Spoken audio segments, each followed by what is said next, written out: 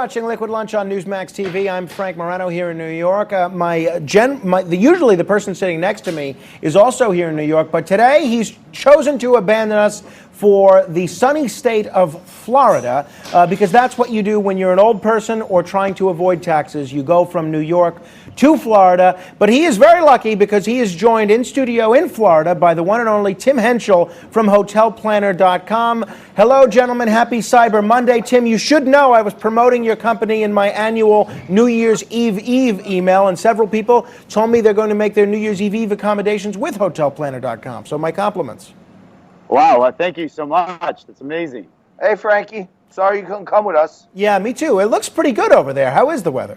I mean, it's beautiful out in Miami. I got out of town just in the nick of time as the snow was coming for you guys, so I feel good about that. But Tim Hentschel is down here. I don't think you want to move the camera while we're on live. Yeah, I would agree with that. The best move. So I'm with Tim Hentschel. Tim is the CEO of HotelPlanner.com. My co-host Frank has this big New Year's Eve celebration. So it's an annual event where many people who can't ever spend time on New Year's Eve, they get together the day before and have this big party. And there's hundreds of people that come, and he's been telling everyone to book their stay in Atlantic City on Hotel Planner. Well, thank you. I mean, that's what we specialize in, big events, and that's what we're here in South Beach at the Eden Rock Hotel to do tonight. So Tim's here for the American Group Travel Awards, and this is the big mockers in travel around the country. And it seems to me that, I used to work for Overstock.com. I know the last couple of years luxury spending has been up, and that to me that's an early sign of Trump's economy really taking root. Are more people traveling these days in the Trump economy?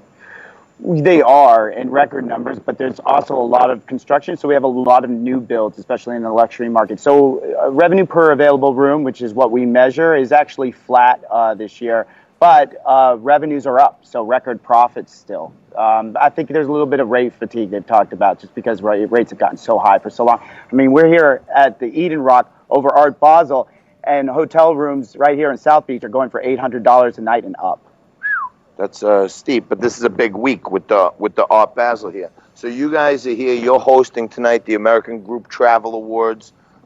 People are recognized for their excellence over the course of the year. What are some of the awards that are being given out tonight? And by the way, the AGTA the whole event is to raise money for St. Jude, which is, a charity that's well represented on Newsmax. Right, definitely. That's the real reason we're here, is to give back and to support St. Jude's. But along with that, we are giving the World Hospitality Award to Paul Oakenfold, who's this amazing DJ, sits on the board of the Grammys for electronic dance music, and he's agreed to be our World Hospitality Award recipient because we're highlighting all the good works that he's done, and we wanted to show what the hospitality industry means outside the giving back of what it means to be a hospitable person. Is there a goal this year for what we're trying to raise for St. Jude? Or? Our company matches all of that. We'll probably raise around $50,000. It'll be good. I mean, hopefully we can go higher than that, but we'll see. Okay. All right, Frankie. Is it snowing there in New York yet? There's precipitation, but there's nothing sticking yet. They say it's going to get bad a little bit later, but it's dreary. It's one of those dreary days where, especially after a 4-day holiday weekend, you wish that you were, not having to trek out to work. Let me ask you, Tim, what role the internet has played in terms of the hospitality industry.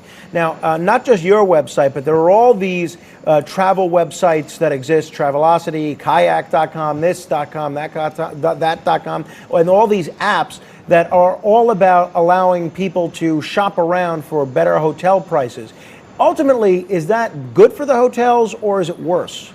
Well, I think it's really good for the consumer. I mean, we're actually later going to have a good friend of mine who's here with his ex-NFL players, Lemuel Stinson.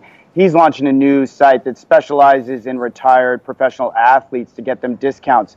So, as online bookings grow, you're going to see more and more people get into the space that want to establish themselves in a niche to do good things for certain groups of people, and that's one of the things that he'll talk about. But that's one of the things we specialize. We 17 years ago brought group bookings online, and that's a niche that we specialize in, and we'll see more and more of that. People want to help the market. So, Tim, let me ask you this. Our office, our studio in New York is in Tribeca. It's right on the ground level. We have a boatload of passerby tourist traffic.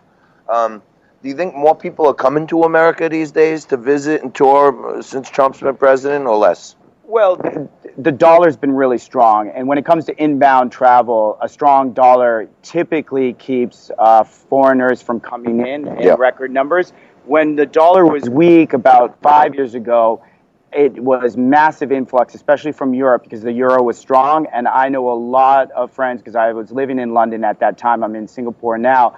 But they were all going to do all their shopping in the U.S. because we have a really low tax rate for retail, and the dollar was weak. So everybody was saving up just to get to the U.S. to do a lot of shopping. So these days, you think that's one of the negative effects of the Trump economy, that the dollar's gotten so strong? The positive is if you go over to Europe, you'll see Americans everywhere because the Americans are taking advantage of a weak pound. Go to London right now, you get an amazing deal. 5 years ago, it was $1.70 to a pound. Now it's $1.20.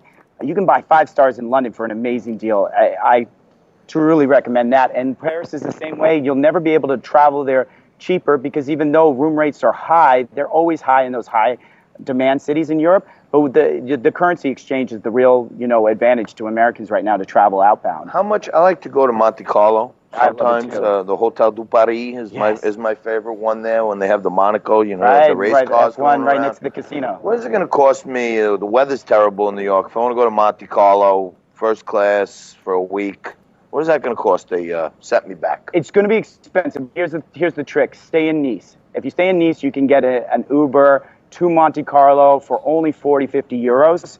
And Nice, you can get a 5-star for about 100, 110 euros a night. If you want to stay at the Hotel de Paris in Monte Carlo, you're going to pay 800 euros per night and up. And if it's over F1, it's going to be 2,000 and up. That's right. Well, so it's going to be big money. Yeah, the secret is Nice. Much like we're hopefully going to raise tonight with the American Group Travel Awards. Yes, and all the proceeds are going to go to St. Jude's. Right. And a little later on, we're going to have Lemuel Stinson on. Yes, to play for the Chicago Bears. Former NFL player, played for the Chicago Bears. And you and Hotel Planner and Lemuel are teaming up on a new thing where retired professional athletes who seem to get left behind once they're not useful to their owners and their teams, you guys are doing a special program where all former professional athletes and even some of the existing ones who aren't making the big bucks can get some big discounts with the new professional player program, right? Yes, that's correct. And we've always been a big supporter of sports, both on the collegiate level and the pro sports.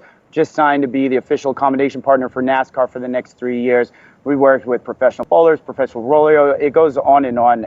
We love our sports globally. We love all sports. It's part of group travel. All right. Well, Frankie, we're in Miami. As you can see, I'm sweating like a horse. And what is that you're drinking there? That doesn't look like that doesn't look like Vesica vodka. This is not Vesica vodka. We got some Chopin right here. Yeah. We also have some Jack Daniels. Oh, some Lemuel just threw me a little towel to wipe off the sweat. And what about that catch? That catch was pretty good, Jack Daniels is always a safe go-to. I know you guys are fortified over there with the Question tequila in studio, so you're probably drinking it up. But we're in Miami. We're in the sun. We're going to leave you to your own devices there, and we'll come back to you a little later on with Carol, Chris, Lemuel Stinson, and all that great stuff. Well, don't get into too much trouble, John. That's the only advice that I can give you. I am going to get in as much trouble as possible. And all right, have fun. Tim said that I can drink free for the rest of the night. Oh boy, absolutely. Tim, I know you're doing well, but that will cost you. Trust me, you may go broke if that's the case. And John, when you return tomorrow, we're building a suggestion box. And the number of suggestions that are piling into the suggestion box, it's almost overflowing. So we'll look forward to showing you that tomorrow. And if we were running a democracy on this show, the suggestion box would mean something, but it's not. Fair enough. Instead, Venezuelan dictatorship. That's right, or at least a Chinese dictatorship. Although there is one major presidential candidate that doesn't think China actually has a dictator. We'll tell you who it is next, and we'll break down the London terror attacks and a host of other issues in the news with criminal defense attorney and distinguished social critic Jeffrey Lichtman. You're watching Liquid Lunch on Newsmax TV. We'll be right back.